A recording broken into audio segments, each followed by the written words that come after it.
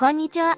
今日はワンオペ育児という私たちが日々直面している挑戦に焦点を当てます。この動画ではワンオペ育児のリアルを深く掘り下げて、どんなところが辛いのかをセクション1で話します。セクション2ではワンオペ育児の辛さ、ママにのしかかる責任と疲労について、セクション3では完璧を目指さないことの重要性についてリラックスした育児の方法を提案します。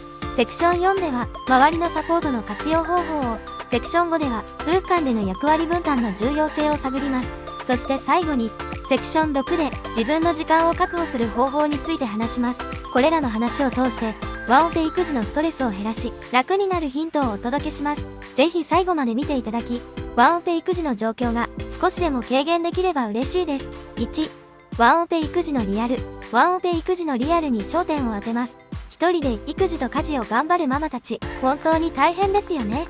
それではその現実について一緒に考えてみましょう。ワンオペ育児って一日中子供の世話や家事に追われる毎日。朝から晩まで休む間もなく、時には自分の時間すらないんです。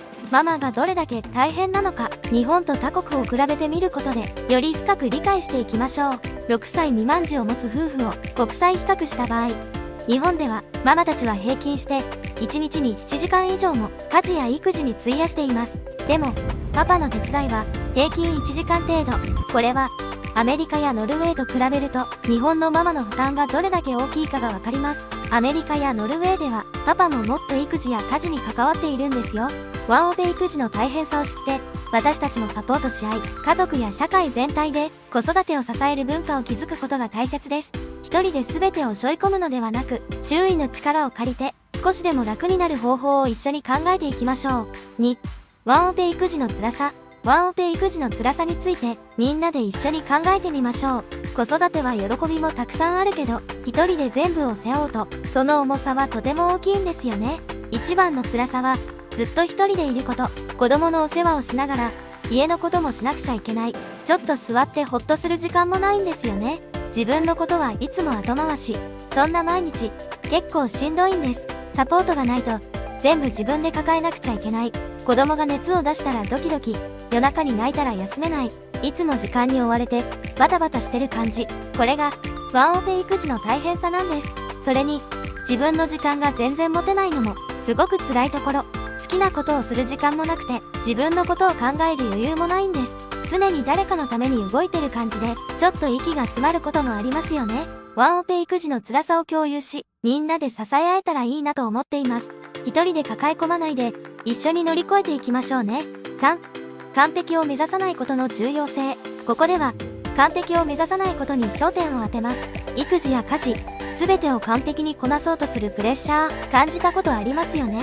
でもね、実はそれ必要ないんです。育児や家事で完璧を目指すのってすごく疲れること。家の中がいつもピカピカでなくてもいいんです。おもちゃが散らかっていても、洗濯物が溜まっていても、それで全然 OK。 大切なのは子供たちが幸せで、ママ自身も笑顔でいられることです。たまには手抜きをしてみるのもいいんですよ。例えば夕食は簡単なもので済ませてゆっくりお風呂に入る。または掃除を少し後回しにして好きなドラマを見る。そうすることで心の余裕が生まれるんです。完璧を目指すと自分を追い詰めちゃうことがあります。でもちょっと手を抜くことで育児も家事ももっと楽しめるようになりますよ。自分を責めずにほどほどのペースで進めましょうね。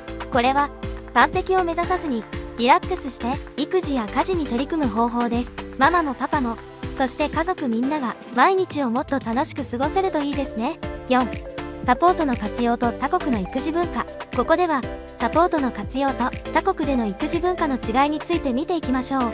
育児において日本と他国ではどんな違いがあるのでしょうか。日本では育児はママ一人が頑張ることが多いですが、他国ではサポートを受ける文化が根付いています。例えば北欧ではパパも育児休暇を積極的に取り、家庭内での役割分担が進んでいるんですよ。またアメリカでは地域コミュニティや友人、家族からのサポートを受けることが一般的。お互いに子供を預かり合ったり、家事を手伝い合ったりする文化があります。これらの国々ではサポートを受けることが普通で、一人で全てを抱え込むことは少ないんです。これに対して日本ではまだそのような文化が根付いていないため、サポートを受けることに抵抗を感じるママも多いかもしれません。でもサポートを活用することで育児のプレッシャーを減らし、リラックスして子育てができます。パートナーや家族、友人、地域のサポートを積極的に求めてみましょう。お互いに助け合うことが育児をもっと楽しくする秘訣です。5、役割分担の重要性。ここでは家事や育児の役割分担についてお話しします。夫婦で育児をするってどういうことかな？一緒に考えてみましょう。家事や育児は本当はパパとママで分け合うもの。でもね、今日は誰がやる？と毎日決めているとついついママの負担が増えちゃうんですよね。だから事前にパパはこれ、ママはあれと決めておくといいんです。例えば、パパは子供のお風呂担当、ママはご飯を作る、または週末の大掃除はパパ、平日の洗濯はママ、といった具体的な分担をすることでお互いの負担が軽くなります。役割を決めることでどちらも私ばかりがと感じることが減り、2人で協力して育児と家事を進められるんです。それに、お互いの仕事を認め合えると家族の絆も深まりますよ。役割分担の重要性とその具体的な方法について考えてみました。夫婦で協力して楽しく家事や育児をすることで毎日がもっと充実しますよ。6、自分の時間を確保する。ここではママにとってとっても大切な自分の時間を確保することについてお話ししましょう。育児に追われる毎日でもちょっとした自分だけの時間を見つけることがどれだけ大事かを一緒に考えてみますね。ママだって自分だけの時間が必要なんです。子供が寝た後の静かな時間に好きな本を読むもよし、お気に入りのドラマを見るもよし、たとえ短くても自分のための時間を持つことがとても大事なんです。週末にはパパに子供を見てもらってカフェでゆっくりお茶を飲んだり、友達とランチを楽しむのも素敵ですよね。たまには美容院でリフレッシュするのも気分転換になります。自分の時間を持つことでママ自身がリフレッシュできるだけでなく、育児へのモチベーションもアップします。ママが元気でいることが子供にとっても一番なんですよ。自分の時間を確保する方法とそれがどれだけ大事かについて考えてみました。忙しい育児の合間に少しでも自分を大切にする時間を持つことで毎日がもっと楽しくなりますよ。まとめ、今日はワンオペ育児についていろいろな角度からお話ししてきましたね。育児や家事におけるプレッシャー、完璧を目指さないこと、サポートの重要性、役割分担、そして自分の時間を見つけることまで、これらすべてがワンオペ育児を少しでも楽にするための大切なポイントです。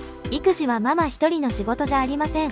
パートナーや家族、友人、地域社会のサポートを受け入れることで育児のプレッシャーを減らしましょう。役割分担を明確にしてお互いを支え合うことが大切です。そして忘れちゃいけないのが自分自身のための時間。たまには自分の趣味やリラックスする時間を持つことで心もリフレッシュされます。育児の中で自分を見失わないためにも自分の時間を大切にしてくださいね。最後に育児コミュニティやサークルへの参加もおすすめします。